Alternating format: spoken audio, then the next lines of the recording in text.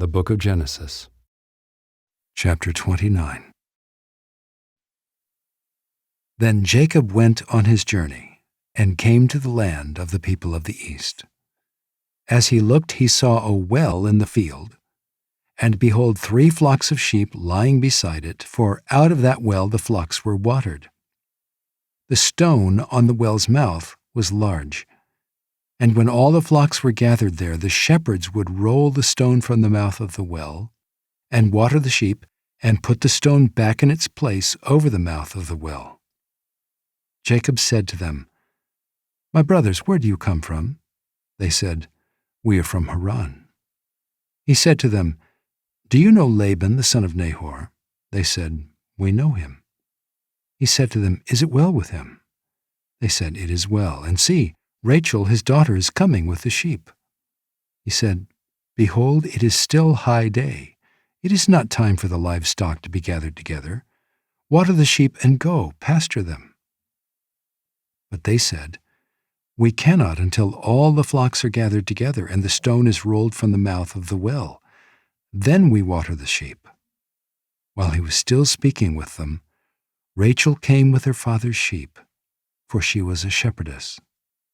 Now as soon as Jacob saw Rachel, the daughter of Laban his mother's brother, and the sheep of Laban his mother's brother, Jacob came near and rolled the stone from the well's mouth and watered the flock of Laban his mother's brother. Then Jacob kissed Rachel and wept aloud. And Jacob told Rachel that he was her father's kinsman, that he was Rebekah's son, and she ran and told her father. As soon as Laban heard the news about Jacob, his sister's son, he ran to meet him and embraced him and kissed him and brought him to his house. Jacob told Laban all these things, and Laban said to him, "Surely you are my bone and my flesh." And he stayed with him a month. Then Laban said to Jacob, "Because you are my kinsman, should you therefore serve me for nothing? Tell me, what shall your wages be?" Now Laban had 2 daughters. The name of the older was Leah, and the name of the younger was Rachel. Leah's eyes were weak, but Rachel was beautiful in form and appearance. Jacob loved Rachel, and he said, "I will serve you 7 years for your younger daughter Rachel." Laban said, "It is better that I give her to you than that I should give her to any other man. Stay with me." So Jacob served 7 years for Rachel, and they seemed to him but a few days because of the love he had for her. Then Jacob said to Laban, "Give me my wife, that I may go in to her, for my time is completed." So Laban gathered together all the people of the place and made a feast. But in the evening he took his daughter Leah and brought her to Jacob, and he went in to her. Laban gave his female servant Zilpah to his daughter Leah to be her servant. And in the morning, behold, it was Leah. And Jacob said to Laban, "What is this you have done to me?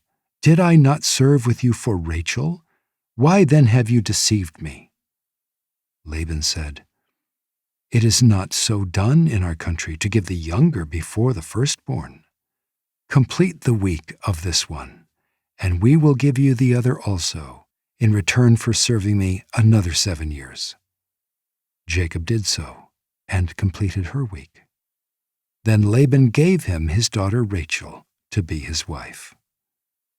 Laban gave his female servant Bilhah to his daughter Rachel to be her servant. So Jacob went in to Rachel also, and he loved Rachel more than Leah, and served Laban for another 7 years. When the Lord saw that Leah was hated, he opened her womb, but Rachel was barren. And Leah conceived and bore a son, and she called his name Reuben. For she said, "Because the Lord has looked upon my affliction, for now my husband will love me." She conceived again and bore a son, and said, Because the Lord has heard that I am hated, he has given me this son also. And she called his name Simeon. Again she conceived and bore a son and said, Now this time my husband will be attached to me, because I have borne him 3 sons. Therefore his name was called Levi. And she conceived again and bore a son and said, This time I will praise the Lord. Therefore she called his name Judah. Then she ceased bearing.